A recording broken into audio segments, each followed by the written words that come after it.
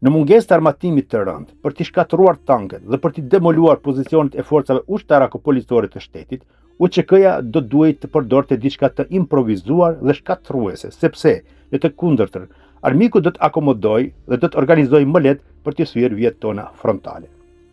Nga pozicioni i plepit të egër, disa bashkëluftëtarë tanë, në krye me Xhevatin, alias doktorin, kishin marrë një aksion me anë të një mjeti të improvizuar. Një boler të zbrazët e kishin mbushur me eksploziv dhe granata të pashpërthyera të armikut të ngarkuar në një karros me kal. E kishin lëshuar në drejtim të pozicioneve armike të Bunari i Bejës, aty ku ishte një bateri armike pozicionuar, për t'u afruar në mënyrë të befasishme deri brenda. Ishte rregulluar me një fitil me djegje të ngadalt, duke planifikuar që të eksplodoj brenda në pozicione. Hoxha na paralajmëroi neve që të vendoseshim në gjendje gatishmërie dhe ta prisim momentin kur të eksplodoj. Të gjuani me gjithë armët që posedonim në drejtim të pozicioneve të tyre. Ky ishte një moment shumë i rëndësishëm, por nuk e dinim se si do të ndodhë dhe sa do të jetë shpërthimi i fuqishëm. Ishte një gjë që po ndodhte për së pari herë që kur kishte filluar lufta. Nata ishte e qetë dhe sikur armiku kishte rënë në një qetësi dhe s'po dëgjoi i gjallë. U pozicionuam secili në vend luftimin e vet, i kishim mbushur armët dhe po prisnim momentin e shpërthimit. Hoxha kishte mbushur mortarin RPG dhe gjithashtu me vigjilencë më të lartë po përcjellte situatën. Sikur skifteri kur rini gatshëm dhe pret momentin e lëshimit drejt presës së vet. Kaluan disa çaste në pritje dhe sikur koha po zgjatej, bile dukej sikur të ishte ndalur diku. Të gjithë ishin bërë sy e vesh.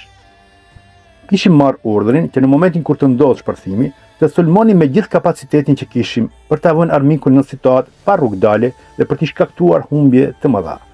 Po ashtu edhe pozicionit të asfaltit dhe ai të plepi egër e kishim marrë të njëjtin urdhër për cilin edhe ata kanë qenë në pritje sikur ne.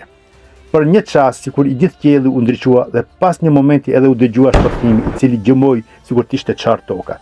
Karroca me boler, edhe pse nuk kishte arritur deri te vendi i duhur, por shpërthimi që ndodhi bëri që armiku të çorientohet dhe të mbërthehet në një panik të madhe.